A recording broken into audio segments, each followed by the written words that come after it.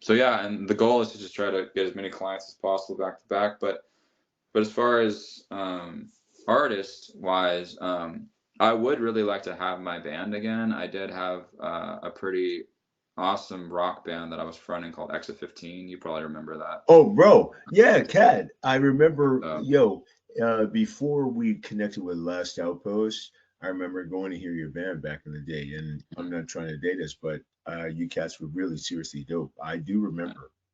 yeah, so the most recent, because there's been two versions of Exit 15. The first one was Okay, I with, didn't know that. Okay, yeah, the first one was with the guys from the Shakedown, right? That was back when I was like in my early 20s. Shakedown. Mark Ike. Shout out to Arc Mike.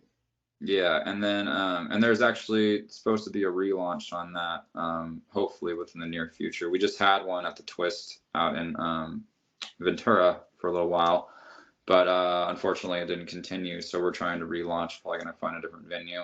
I'll do what I can to help with that. But the reason why I mention it is because the newer version was the version that was successful. That was the one where we were playing and bigger things. We actually ended up doing a festival in front of 3,000 people out in the Warner Park, which is the kind of like more like the Valley area.